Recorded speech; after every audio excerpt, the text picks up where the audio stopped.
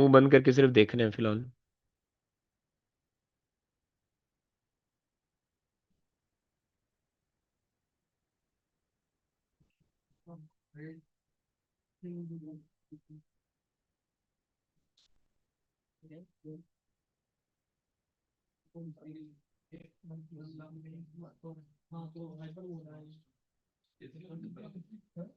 हाँ ताला number 14। Yes, number 14। ये वाला ताला, ताला एसन खोता। हाइपरबोला, बात को बढ़ा चढ़ा के बयान किया जा रहा है। The plane flight took forever. Okay. हाँ, दूसरा ताला, use of humour to ridicule the stupidity of the people is called. Number B, जिससे पूछूं वो जवाब दे, बाकी जो ना अपनी जुबानें बंद रखें जरा। अब्बास।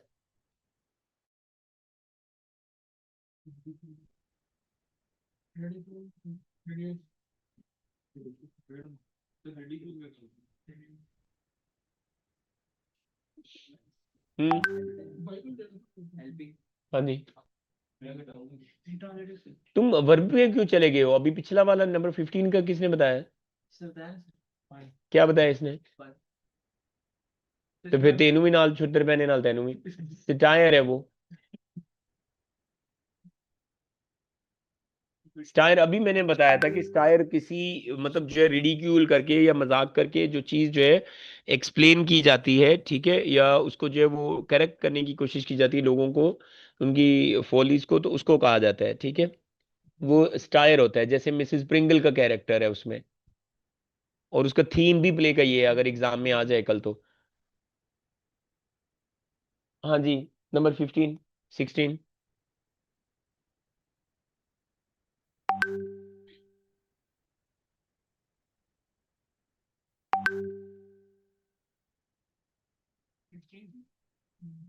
हाँ जी, लिंकिंग वर्ब। ओके। तो most of the trees grow slowly, which verb is this one, the grow actually. ठीक है, तो ग्रो जो है वो लिंकिंग। लिंकिंग कैसे होगा? लिंकिंग तो नहीं होगा बेटा ये।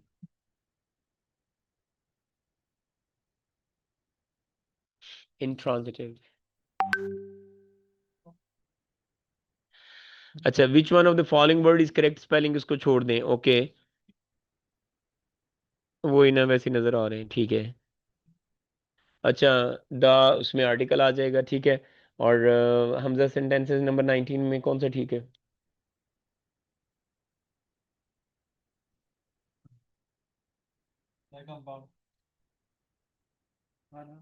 कंपाउंड येट आ गई वहां पे, कोऑर्डिनेट कंजंक्शन है, तो वो कंपाउंड आ गया, ठीक है।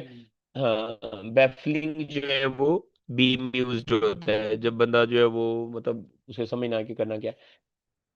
नहीं नहीं, बैफलिंग यूज्ड होता है, बैफलिंग होता है बिल्कुल घबरा जाना, परेशान होना कि समझ ही ना आना करना क्या है। अच्छा, अब पैसेज में आ जाए। पैसेज में बेटा सिंपल सी बात है। ये कॉम्प्रिहेंशन में जो पहला क्वेश्चन है वो लाजमी होता है। अक्सर फिर पेपर में बैठे पूछेंगे, सर जी अच्छा इसका क्या है, क्वेश्चन कौन सा करना है, ऑप्शन नहीं समझ आ रहा। एक तो ये कि समरी जो है, समरी का मतलब क्या होता है कि जो आप उस पैसेज को समराइज करते हैं, ठीक है। आप क्या करते हैं? पैसेज को समराइज करते हैं, ठीक है, उसकी समरी बयान करते हैं। आप उसे डिटेल में नहीं लिखते, बल्कि 1/3 में उसको छोटा करके लिखते हैं, पूरी जो ऊपर दिया गया होता है। उसके बाद जो है क्वेश्चन में फिर आप सुटेबल टाइटल देते हैं। टाइटल आप कुछ भी दे दें, कभी याद रखो गलत नहीं हो सकता, बस इंफॉर्मेशन उसका जिक्र होना चाहिए पैसेज के अंदर। अगर उसका जिक्र हुआ है तो आप उसका टाइटल उसको दे सकते हैं, ठीक है। आधे पेज के लिए 1/3, मतलब अगर 300 वर्ड्स हैं तो अराउंड 100 मतलब जो है हो सकते हैं। उसके बाद जो है वो आपको क्वेश्चन देखो, क्वेश्चन नंबर 2 में चॉइस है यहाँ पे, ठीक है। तो जिस जो चॉइस वाला क्वेश्चन होगा उसके आगे नंबर नहीं लगा होता, ठीक है। या और के ऊपर और नीचे वाले क्वेश्चन में एक चॉइस होती है। उसके बाद पोएम में आ जाए आप। सेम ऐसी दो स्टेंजा आपको दिए गए होंगे, ठीक है। और एक स्टेंजा जो है आपने जाहिर है उसको क्वेश्चन आंसर्स करने होते हैं, दो दो नंबर का एक क्वेश्चन है, ठीक है। आमतौर पे थीम आ जाता है, सारी पोएम्स के आपको थीम पता होने चाहिए। वैसे तो स्टेंजा वाइज थीम पता होने चाहिए, ठीक है। स्टेंजा का थीम जो है अगर नहीं आ रहा तो एटलीस्ट पोएम का थीम अगर आपको पता होगा आप वही लिख दें, तो ये होगा वो थोड़ा बहुत चलो उसके रेलिवेंट हो जाएगा उसका। 2 नंबर तो टोटल है, एक दो तो ऐसे ऐसे। उसके बाद जो है वो आपके पास फिर फॉर एग्जांपल लिटरेरी डिवाइसेस जो इसमें यूज हुई हैं, अंडरलाइन वर्ड्स को आप करेंगे, आपसे जो है वो उसका राइमिंग स्कीम पूछ सकते हैं स्टेंजा की। ठीक है, तो ये सारा कुछ जो है वो आपके जहन में होना चाहिए। उसके बाद जो है वैनिश डिसअपीयर्ड। उसके बाद प्ले में आ जाए आप कि प्ले 14 जो है उसको सोशल स्टायर के तौर पे डिस्कस करें। ठीक है, कॉन्फ्लिक्ट जो है वो very effective part of any play है। तो आपको मैंने बताया था कि थीम, ठीक है, इसमें जो है वो प्ले का क्वेश्चन आपको थीम पता होना चाहिए, आपको कॉन्फ्लिक्ट पता होनी चाहिए आपकी। ठीक है, आपको जो है उसका जो है वो उसमें जो सटायर है इस प्ले में खासतौर पे वो पता होना चाहिए, कैरेक्टराइजेशन आ सकती है, प्लॉट आ सकता है। ठीक है,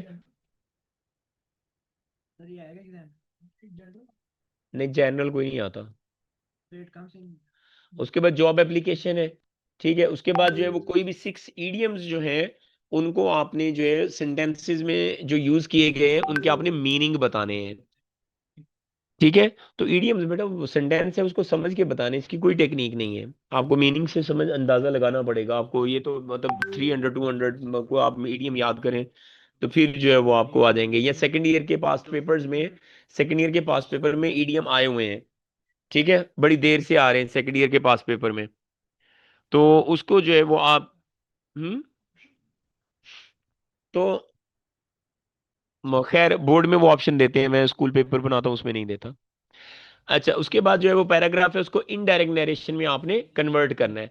तो इनडायरेक्ट करना, कन्वर्ट करने के लिए सिंपल सी बात है कि आप उसको जो है इस तरह से सोचें कि आप एज ए थर्ड पर्सन उस बात को कन्वे कर रहे हैं। ठीक है, तो जब आप थर्ड पर्सन के तौर पे कन्वे करेंगे तो ऑटोमेटिकली आपका जो है वो ही शी इट में चला जाएगा, वो आपका थर्ड नैरेटिव में चली जाएगी बात जो है वो।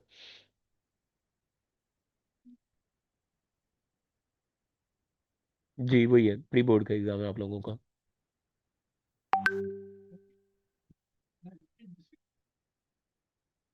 हम्म। हाँ, मसलन अब इसमें चलो देख लो, Ahmad said to his friend I am really excited about the school trip next week, we will visit the museum and learn about the ancient history. ठीक है, अब अहमद ने अपने दोस्त से कहा है। ठीक है, आपने उस बात को सुना, ने जब किसी अपने दोस्त को कहा था, अब आप आके मुझे या बाकी अपने दोस्तों को बता रहे हैं, तो आप क्या कहेंगे? Ahmad said to his friend that he was really excited about the school trip next week. They would visit the museum and learn about the ancient history. ठीक है, तो अब आप एज ए थर्ड पर्सन कह रहे हैं कि उसने कहा था कि वो लोग जो उसने बड़ा एंजॉय किया और वो लोग जो है वो जा रहे हैं वहां पे हिस्ट्री म्यूजियम को विजिट करने। तो आप थर्ड पर्सन के तौर पे लिखेंगे तो इजी हो जाती है लाइफ जो है वो। फिर पंक्चुएशन।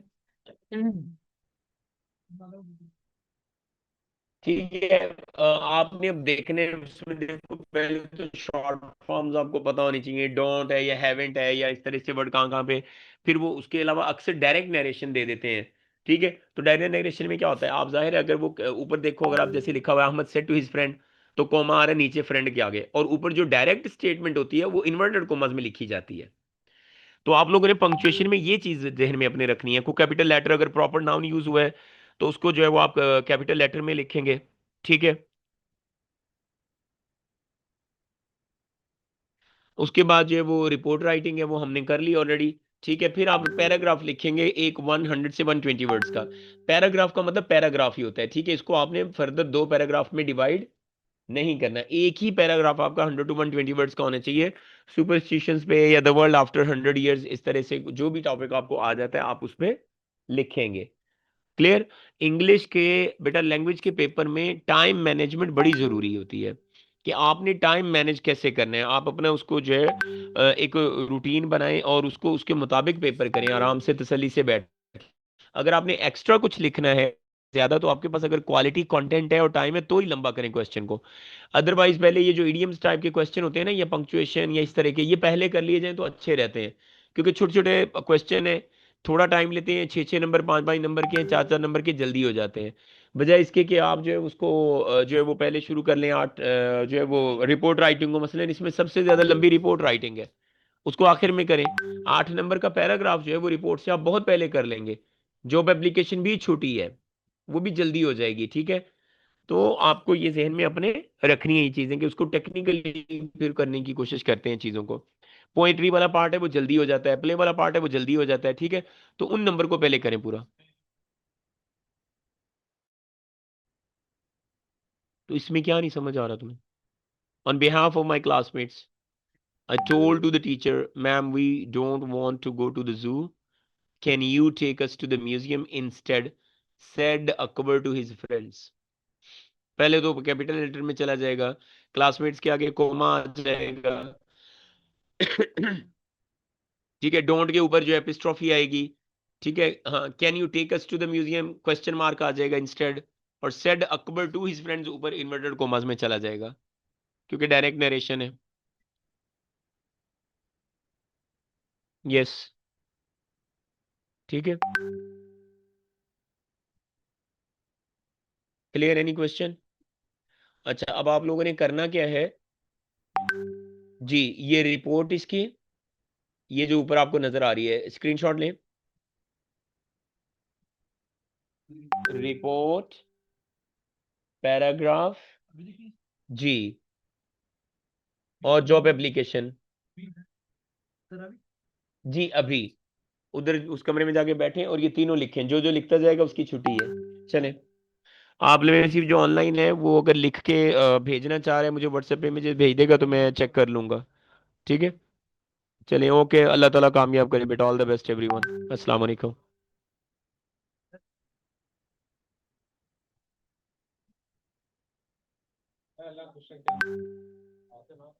मैंने उस दिन ये पेपर भेजा आप लोग को email बना के।